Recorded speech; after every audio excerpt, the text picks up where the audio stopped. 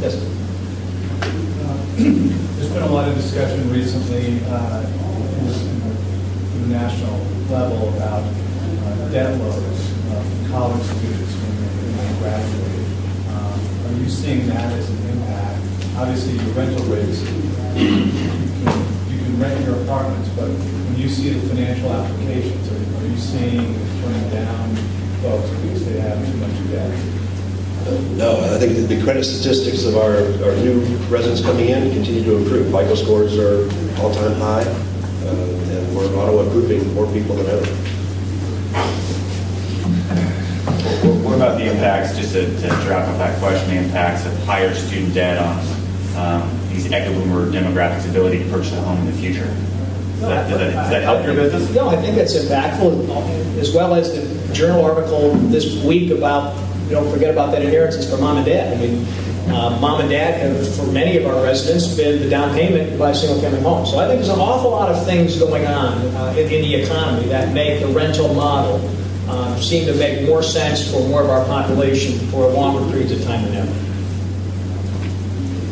Switch gears a little bit to asset values. You know, competition for apartment assets continues to be very fierce, and you've seen cap rates return to some of the lowest levels that we've seen in a long time, and in a lot of your markets, asset values are back above their 07 peak, some markets substantially. Do you think asset values in your core markets are quote-unquote frothy today? I don't think they're frothy.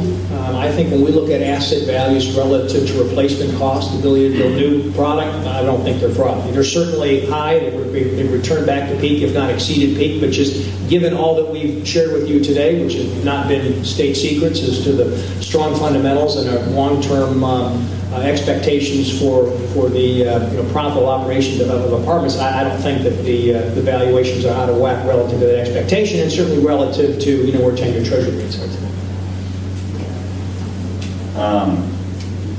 You've been over the last decade transitioning your portfolio to high barrier markets. What would it take you?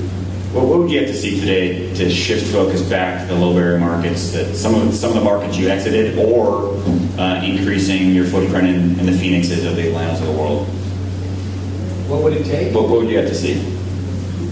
I can't imagine what we'd have to see for us to return to some of those markets. I think that, not that one can't make money in those commodity markets, those lower barrier markets, but I think one has to be kind of more of a trader.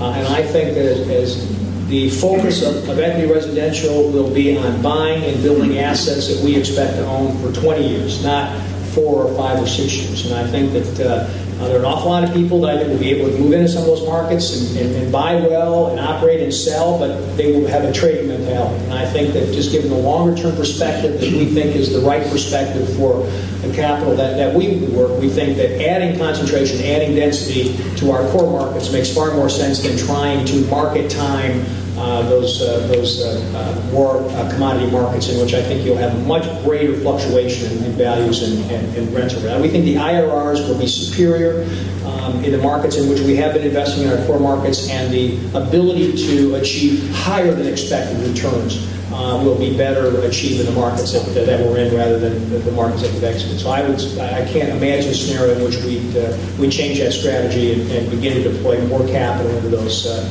low barrier non-core markets.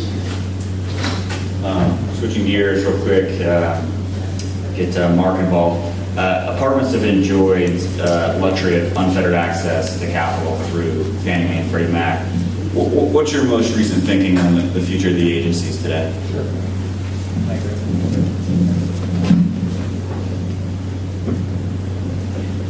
There doesn't seem, from our point of view, and certainly we have no great crystal ball into what goes on politically, there doesn't seem to be any real initiative or attempt in Washington, given all the other more significant problems, to deal with the multifamily sector. So for Fannie and Freddie, 95% of their business is single family, 5% is multifamily.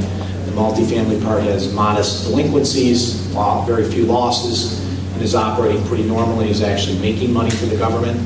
And I just don't see that, and we are active in various trade industry groups, and so We do hear what's discussed on the Hill. It just doesn't seem to be a priority to deal with Fannie and Freddie at this point, given some of the other pressing issues our country has at the moment. Obviously, there's an election coming up, and all that could change. There has been some discussion, sort of at the think tank level, that has occurred lately. This is both stuff that's occurred at FHFA, which is the Federal Housing Finance Authority that does oversee Fannie and Freddie now on behalf of the taxpayers, talking about splitting the multifamily divisions off from Fannie and Freddie. And so that's the first time that idea has gotten some official traction. It's an intriguing idea. It would require a large amount of capital to flow into Fannie and Freddie to privatize them and have them run separately. It is technically possible in the sense that the technology that they have can be transferred, but just the ability to do it on a capital raise is, at least to me, unclear.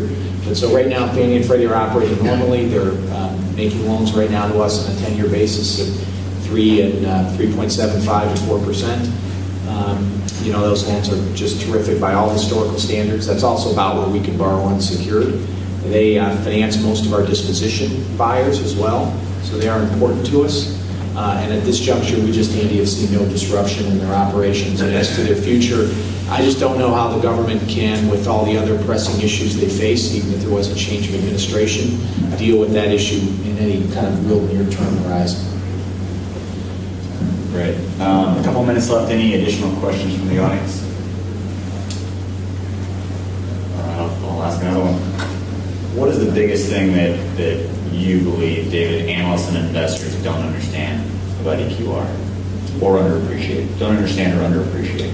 I tell you, I think that the analyst community has done a pretty good job of thinking about equity residential. I'll also say at the same time, I think we've made ourselves a little simpler. I think that we have sort of narrowed our focus, and I think the investment community has done a pretty good job of understanding what we're doing and why. I think that the analyst community is always slow to fully appreciate, I think, where asset values are. I think that their NAVs always kind of trail, I think, where real-time values are. But I think generally, through, narrowing our focus and sort of simplifying our business, and communicating that, I think, hopefully fairly consistently and directly over the years, I think that the general investment community and the sell side analyst community, I think, has got a pretty good handle on equity residential today. What do you think that NAV is today? I have an idea where the NAV is, but it's not something we've shared and not something that we intend to begin to share. Looks like we're out of time, so I just want to thank you, gentlemen, for joining us today. Appreciate it.